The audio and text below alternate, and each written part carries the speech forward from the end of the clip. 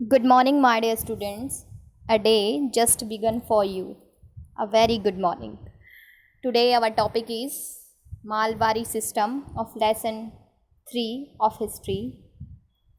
देखिएगा in 1822 the Malwari settlement was introduced in the Ganga Valley, the northern western provinces of the Bengal Presidency, parts of central India and the Punjab. ये क्या कह रहा है कि 1822 में मालवारी जो सेटलमेंट था वो गंगा वैली से शुरू किया गया था, गंगा घाटियों से।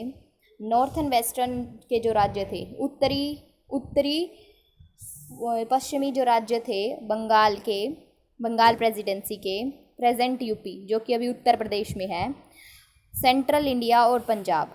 सेंट्रल इंडिया के कुछ पार्ट्स थे और पंजाब का कुछ हिस्सा था। वहाँ से जो है गंगा घाटियों से जो है ये शुरू होते हुए मालवारी सिस्टम 1822 में इंट्रोड्यूस किया गया था, शुरू किया गया था। The revenue settlement was to be made village by village और state by state with landlords और heads of families who collectively claimed to be the landlord of the village और द स्टेट।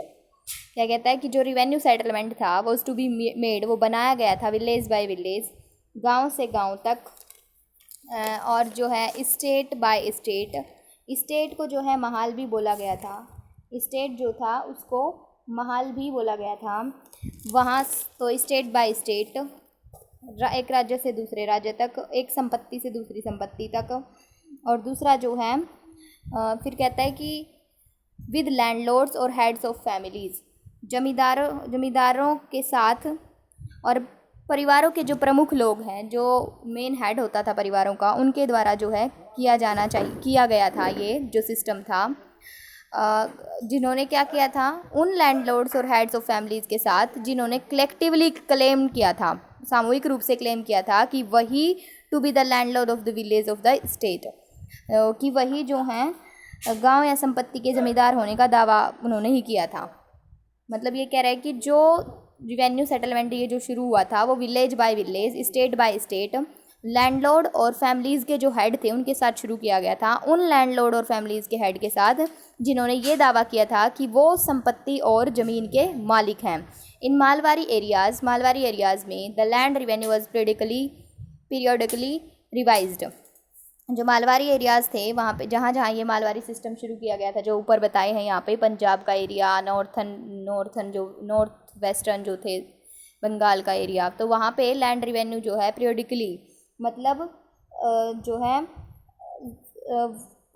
पीरियड के wise कुछ समय के बाद जो है रिवाइज्ड, इसको जो है ध्यान से देखा गया था और जो है समझा गया और जो है साथ ही साथ संशोधित किया गया था। नेक्स्ट देखिएगा, in the word mahalwari is derived from the Urdu word Mahal meaning a house. जो महालवारी शब्द है वो कहाँ से शुरू, महालवारी जो वर्ड है वो महालवारी शब्द उर्दू शब्द से, उर्दू का एक शब्द है महल, वहाँ से जो है शुरू किया था, जो कि महल का अर्थ होता है घर। नेक्स्ट देखिए, स्टेट और विलेज, कोई भी राज्य, संपत्ति या फिर कोई भी गांव। द हेड्स ऑफ महल्स और the village headman collected the tax from the villages and handed it over to the government. Heads of mahals, जो इन महल के जो प्रमुख थे, मतलब जो गांव के प्रधान थे, गांव के प्रधान ने क्या किया, गांव से एक कर एकत्रित कर लिया, टैक्स एकत्रित करके किसको दे दिया, फ्रॉम द विलेजेस से गांव से टैक्स इकट्ठा किया एंड हैंडेड इट, और जो है इसको गवर्नमेंट को सौंप दिया। The Mahalwari system was devised by Holt Mackenzie. ये मालवारी जो सिस्टम था वो होल्ट मैकेंजी के द्वारा जो है लाया गया था, होल्ट मैकेंजी द्वारा तैयार किया गया था। तो बस मालवारी सिस्टम में इतना ही था कि ये इतने एरियाज़ में बंगाल प्रेसिडेंसी के और पंजाब के एरियाज़ में शुरू किया गया, और जो है मालवारी सिस्टम के अंतर्गत गांव के हेड जो हैं कलेक्ट करेंगे टैक्स को और वो है गवर्नमेंट को दे देंगे। बस यही सिस्टम था मालवारी में।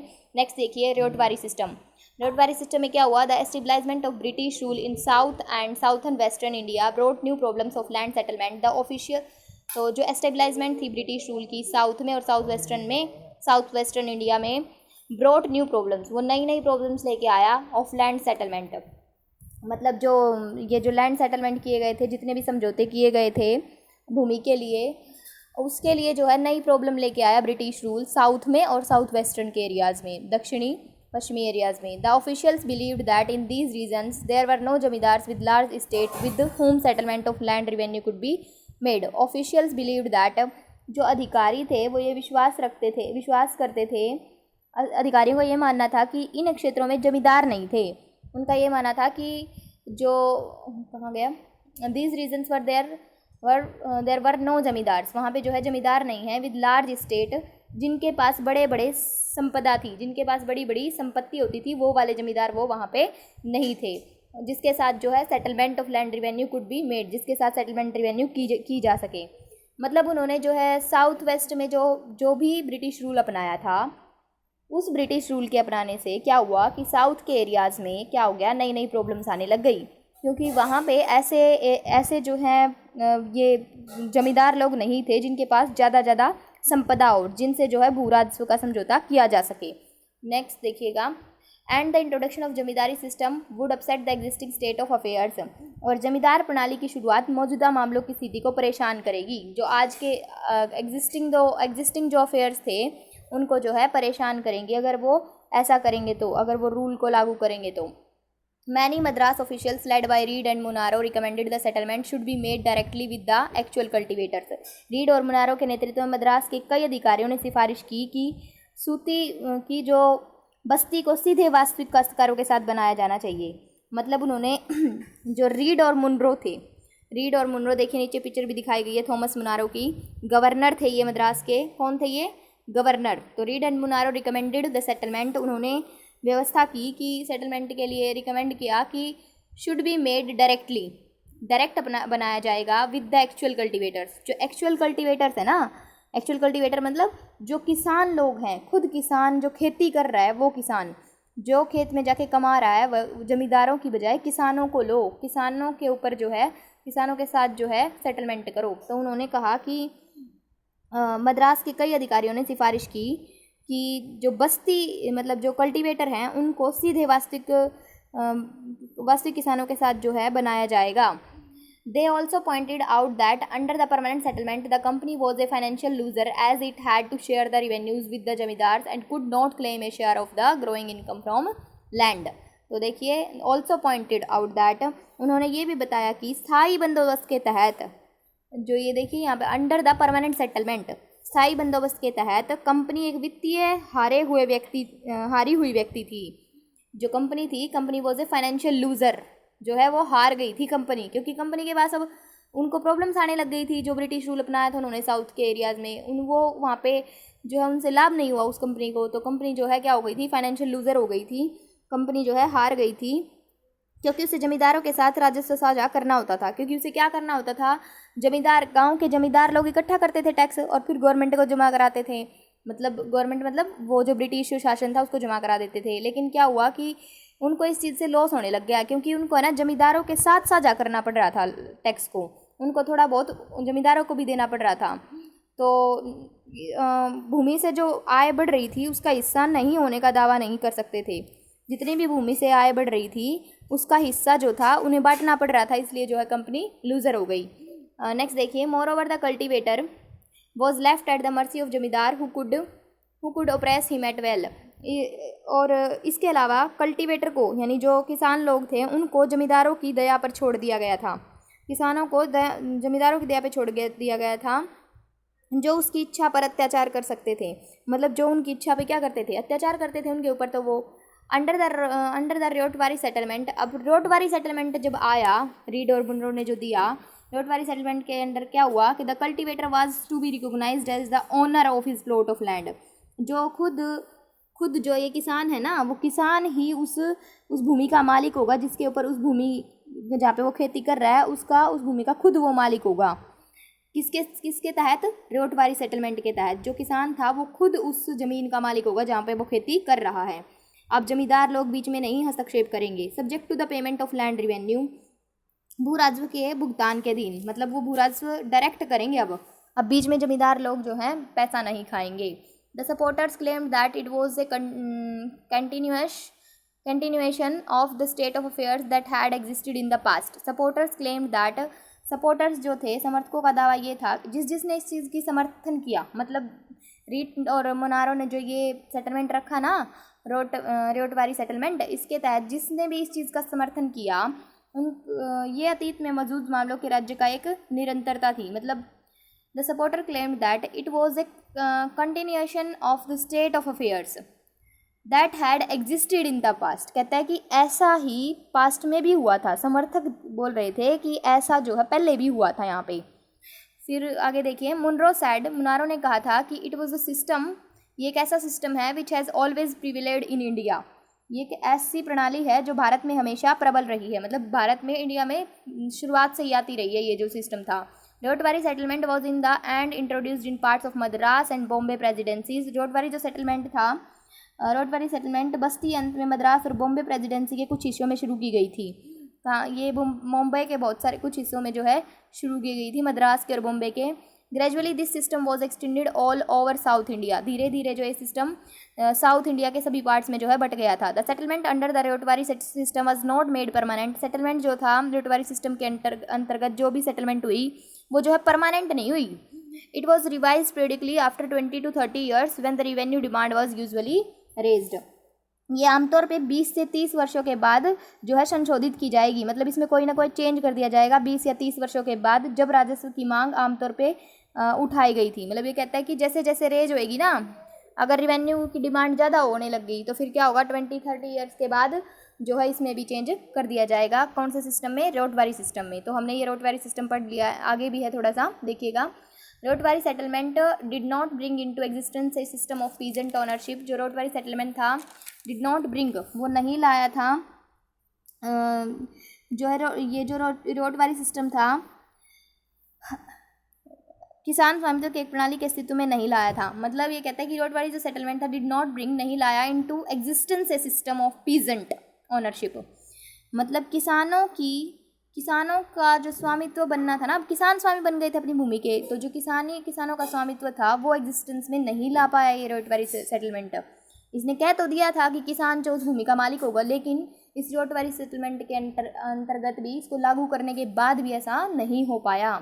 The peasant soon realise that, किसानों को अब महसूस होने लगा कि a large number of zamindar had been replaced by one big zamindar. अब जो किसान हैं उनको ये लगने लगा कि बड़ी संख्या में जमींदारों को एक बड़े जमींदार जो कि राज्य द्वारा बदल दिया गया था। मतलब पहले तो बहुत ज़्यादा संख्या होती थी जमींदारों की, लेकिन अब एक जमींदार के रूप में बदल दिया गया था। मतलब बहुत सारे जमींदारों की बजाय एक जमींदार आ गया था उनके ऊपर। द स्टेट, जो कि राज्य द्वारा बदल दिया गया था, वो राज्य ने बदला था। They were mere government tenants whose land was sold if they failed to punctually pay land revenue. और वे केवल सरकारी किराएदार थे, वो जो है सरकारी किराएदार थे जिनकी ज़मीन जो है बेच दी गई थी और वे समय पर भू राजस्व को भुगतान करने में विफल रहे। तो ये कहता है कि मतलब क्या हुआ कि रोटवारी सेटलमेंट के अंतर्गत जैसा तय किया गया था वैसा तो नहीं हो पाया। तय तो ये किया था कि जो किसान हैं उन किसानों को जो है भूमि मिल जाएगी, लेकिन क्या हुआ कि जो ये चीज़ थी वो नहीं हो पाई। और government tenants whose land was sold if they fail to punctually, अगर वो लोग ये कर दिया गया कि बहुत सारे जमींदारों की बजाय एक जमींदार रख दिया उनके ऊपर, किसानों के ऊपर, और अगर वो उस जमींदार को टैक्स पे करने में फेल हो गए तो फिर उनकी जो ज़मीन थी वो बेच दी जाएगी। नेक्स्ट देखिए, इफेक्ट ऑफ दिस सिस्टम। इसका इफेक्ट क्या पड़ा, दोनों इन सिस्टम्स का इफेक्ट क्या पड़ा। All the above mentioned land revenue system led to improvised of the rural population. ये जितने भी ऊपर लैंड रिवेन्यू प्रणाली बताई थी, लैंड रिवेन्यू सिस्टम बताए थे, ग्रामीण जनसंख्या में सुधार हुआ इसकी वजह से। पॉपुलेशन में everybody exploited the peasant and there were frequent agrarian riots. सभी ने किसानों का जो है शोषण करना शुरू कर दिया और लगातार कृषि के दंगे होने लग गए। The position of landlord was reduced to being mere rent collector. जमींदारों की स्थिति केवल किराया लेने वालों तक होने तक ही सीमित हो गई थी। जमींदारों की भी स्थिति कैसी होगी, क्योंकि लड़ाई दंगे होने लग गए तो क्या हुआ, पॉपुलेशन तो बढ़ गई थी और लड़ाई दंगे हुए तो जो जमींदार लोग थे वो भी सिर्फ किराया लेने की सीमा तक ही सीमित रह गई। अब वो अत्याचार कम कर पाते थे उनके ऊपर। नेक्स्ट देखिएगा, जो the position of landlord was reduced to being nothing was done to improve agriculture. Agriculture के अंदर कुछ भी इम्प्रूव नहीं हो पाया। Failure of rains brought about famines. बारिश की विफलता से अकाल पड़ गए। Lakhs of people died due to shortage of food and also no money to buy good. बहुत सारे लाखों लोग जो हैं भोजन की कमी के कारण और पैसे न होने की वजह से, भोजन न खरीद पाने की वजह से लाखों लोग जो हैं मर गए थे। Both the zamindari and ryotwari system created a new kind of private property.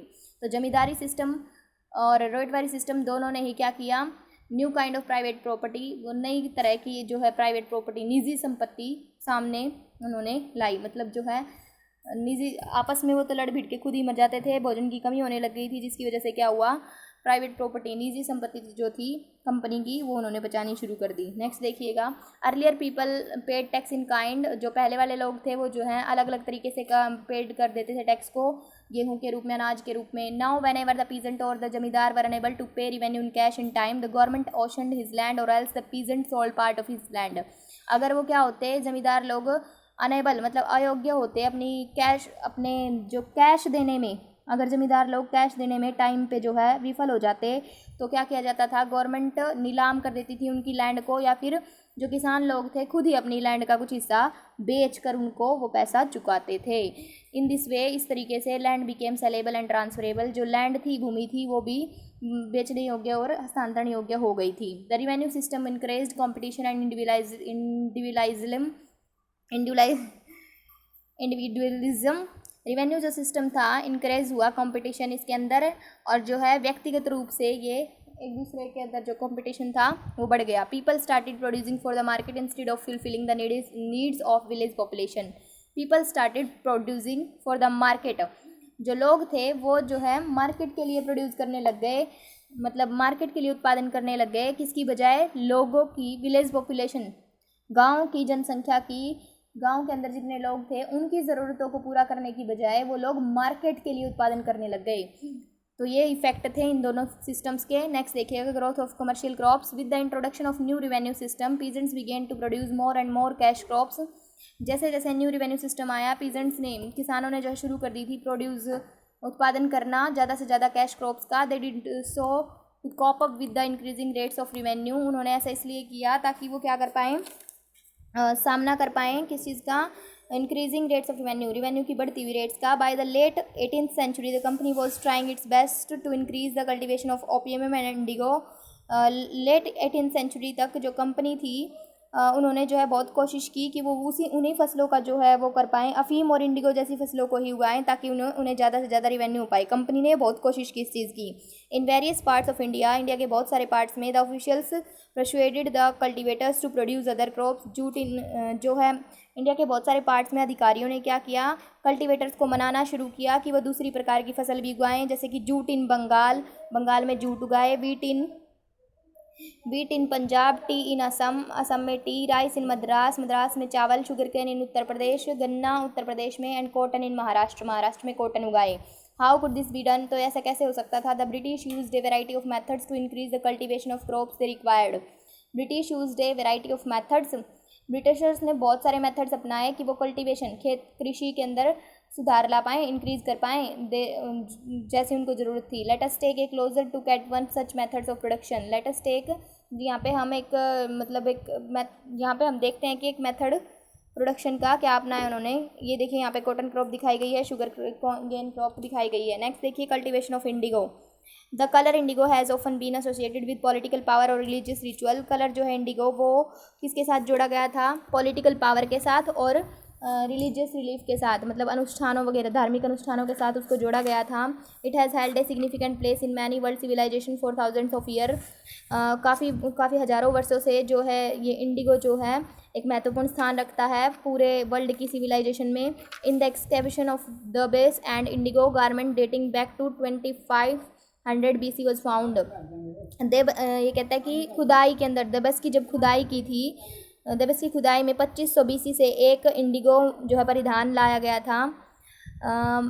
Further more, Indigo की जो है इंडिगो से डाई की जाती थी और फिर वो कपड़े पहने जाते थे। 2500 साल पहले से ये काम चला आ रहा है।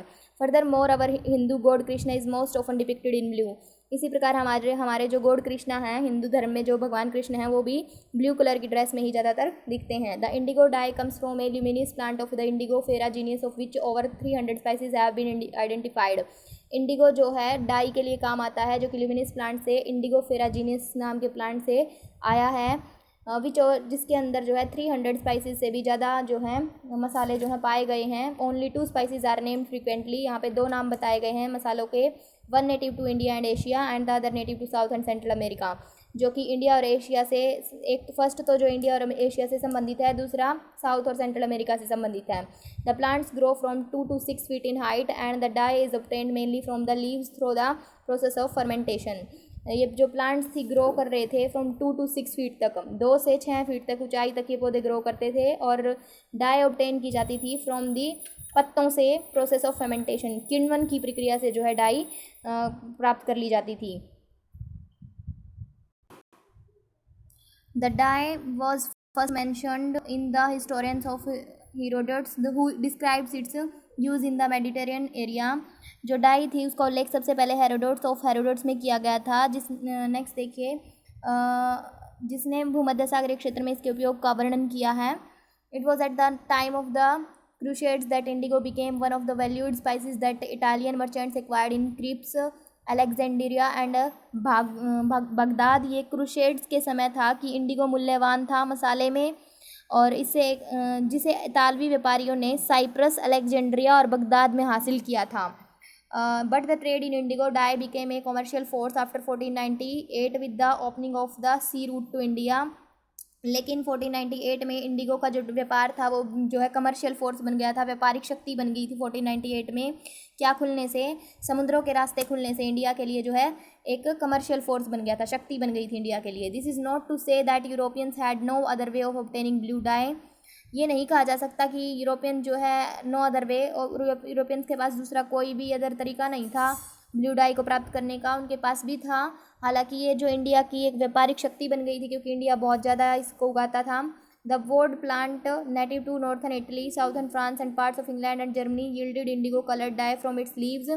उन्होंने क्या किया कि 1560 के दशक में, यहाँ पे देखिए, the woad plant native to northern Italy, southern France, Italy में, फ्रांस में, और जो है इंग्लैंड और जर्मनी में इंडिगो कलर जो है वो डाई जो है पत्तों से प्राप्त की जाती थी। But it was inferior to that obtain from the indigo plant. लेकिन ये कुछ इंडिगो प्लांट से अलग तरह का जो है प्लांट था, और वहाँ उससे जो है ये ऐसी ही डाई जो है प्राप्त कर ली जाती थी। इन द 17th century में Indigo became one of the chief articles of the trade off both the Dutch and the British east India companies. East India company का और ब्रिटिशर्स का और डच का, दोनों का ही जो है चीफ आर्टिकल बन गया था, मेन आर्टिकल बन गया था इंडिगो जो है, दोनों के लिए ही व्यापार के अंदर। In fact the indigo supplies from India were not sufficient to meet the European demand in the 17th century and that is why indigo cultivation was taken up in other colonies as well. ये कहता है कि वास्तव में Indigo supply जो है India से की जाती थी वो सफिशिएंट नहीं थी। किसके लिए?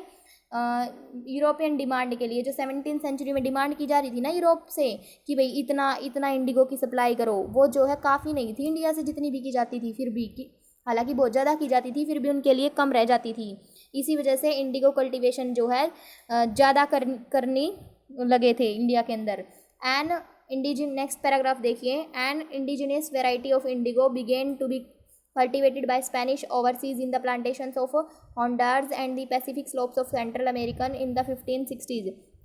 1560 के दशक में होंडुरास और मध्य अमेरिका के प्रशांत ढलानों के बागानों में विदेशों द्वारा विभिन्न प्रकार की इंडिगो की खेती स्पेनिश द्वारा की जाने लगी। The French began cultivating indigo in Domingo and Caribbeans, the Portuguese in Brazil, the English in Jamaica and the Spanish in Venezuela। French ने शुरू की थी खेती इंडिगो की, जो डोमेंगो इन कैरिबियंस, यानी कि कैरिबियंस में जो है कैरिबियाई में सेट डोमेंगो किया जाता था, ब्राज़ील में पुर्तगाल, जमैका में अंग्रेजी और वेनेजुएला में स्पेनिश में इंडिगो की खेती शुरू कर दी। नेक्स्ट देखिए, many indigo plantation were set up in North America. उत्तरी अमेरिका में कई इंडिगो वृक्षारोपण किए गए थे। The English gained their first indigo producing colony in 1655 when they captured Jamaica. अंग्रेजों ने 1655 में अपनी पहली इंडिगो उत्पादक कॉलोनी प्राप्त की थी जब उन्होंने जमैका पर कब्जा कर लिया था। By 1740 by 1740 sugar had replaced indigo as the main crop of Jamaica. 1740 में शुगर को जो है रिप्लेस कर दिया गया था इंडिगो की जगह। अब वो मेन क्रॉप ऑफ जैमिका, जो कि चीनी ने इंडिगो में जमैका की मुख्य फसल के रूप में बदल दिया था। जमैका की जो मुख्य फसल थी ना, उसको जो है अब शुगर ने ले लिया था उसका स्थान। By the end of the 18th century के अंत में the demand for indigo grew further. बहुत ज़्यादा डिमांड बढ़ गई थी इंडिगो की। In Britain production of cotton increased. Britain के अंदर कॉटन का प्रोडक्शन इंक्रीज करने लग गए। Creating an enormous demand for cloth dyes. और एनॉर्मस डिमांड होने लग गई थी बहुत ही ज़्यादा मात्रा में, किस चीज़ की, क्लॉथ की, कपड़ों की डाई के लिए। While the demand for indigo increased. जैसे जैसे इंडिगो की डिमांड बढ़ती गई, its suppliers from West Indies and America collapse for a variety of reasons. इसके जो सप्लायर थे आपूर्तिकर्ता, कई बार जो है ढह गए थे, मतलब क्योंकि वो कंप्लीट नहीं कर पाते थे, उनकी सप्लाई क्यों कम रह जाते थे, कई कारणों की वजह से जो है वो पूरा नहीं कर पाते थे उतनी सप्लाई को। By 1783-1789 the production of indigo in the world fell by half. 1783 से 1789 तक जो है इंडिगो का जो प्रोडक्शन था वो अब गिरने लगा था, आधे से भी ज़्यादा गिर गया था। The cloth dyers in Britain looked for new sources of Indigo supply. अब जो क्लॉथ डायर्स थे ब्रिटेन के, वो अब नया सोर्स ढूंढ रहे थे इंडिगो का ही नया सोर्स सप्लाई करने के लिए, कि वो इंडिगो की सप्लाई को पूरा कर पाएँ। So thank you so much students. कल हम द इंडियन इंडिगो करेंगे आगे। Thank you so much.